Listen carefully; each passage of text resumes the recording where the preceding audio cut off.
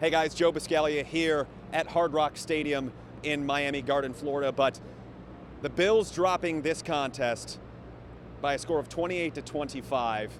It was probably even less close than the score indicated. By the way, the Dolphins really just took it to the Bills in that second half. But the whole day was underscored by the fact that they chose to play LeSean McCoy maybe when he wasn't at full capacity with his hamstring. Now, of course, we all know how the week kind of went on.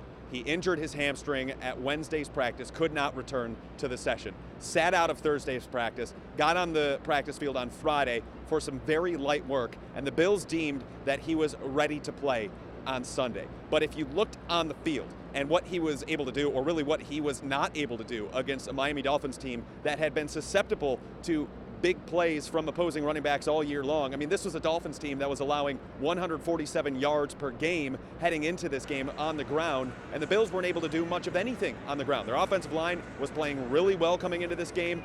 LeSean McCoy was playing really well. The big question was whether or not McCoy was fully healthy for this game. But in averaging under 2 yards per carry on the game, it was quite clear by both the statistical standpoint and from the eye test that McCoy by no means was the same guy that we had seen against San Francisco, against the LA Rams, against the New England Patriots, even against Arizona. Since Sammy Watkins has gone down, LeSean McCoy has been the lifeblood of this offense, and he just wasn't the same guy in that day. And almost stubbornly, they kept him out on the field, even though he wasn't rolling hot. And then Mike Gillislee comes in really to spell LeSean McCoy once they announced that he's doubtful for the rest of the game with a sore hamstring.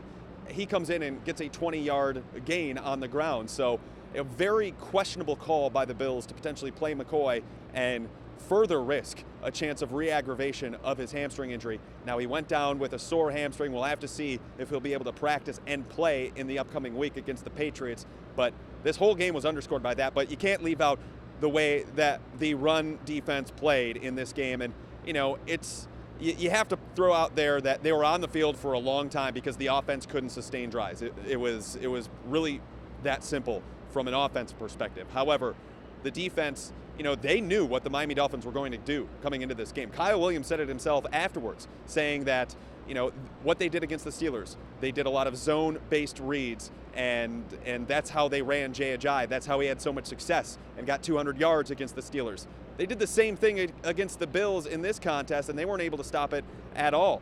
Poor tackling really led to it, and quite a bit of poor performances from safeties, even from the linebackers, the defensive line. I mean, everyone was at fault here. It was the way that the Bills defense had been playing coming into this game, and really how surprising it was that they let up such a huge yards per carry or really just a huge rushing total against them. That certainly led them to relinquish the lead late in the game because they led for quite a long time.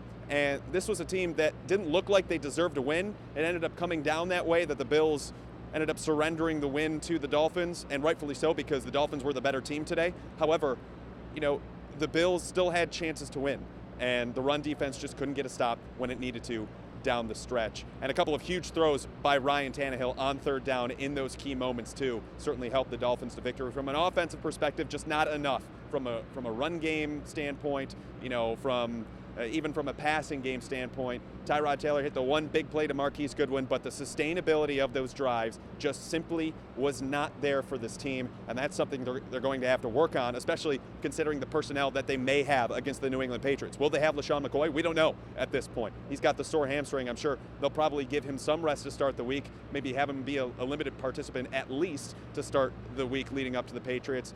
But without McCoy, potentially without Robert Woods if his foot doesn't get better in time, and Marquise Goodwin went down with an injury, which means they're down to now 3 healthy receivers in Justin Hunter, Walt Powell, and Brandon Tate, and they'll moonlight Reggie Bush as a wide receiver from time to time. So the Bills need to figure out how to sustain drives, and it all has to start with Tyrod Taylor. So they have many questions to answer as they head into the next couple of days of work and preparation for that New England team in order to try and have a sniff at having a winning record through the halfway point of the season by upsetting the Patriots at New Era Field. Well, that's going to do it from me from Hard Rock Stadium. The Bills dropped to 4-3 on the season. The Dolphins advanced to 3-4 on the season. The Bills are now 1-3 against the AFC. That may come back to haunt them if they are unable to rack up some wins against AFC opponents as the season progresses. So the Bills lose 28-25, now 4-3 on the season, take on the Patriots next week. I'm Joe Buscaglia. We'll talk to you guys next time.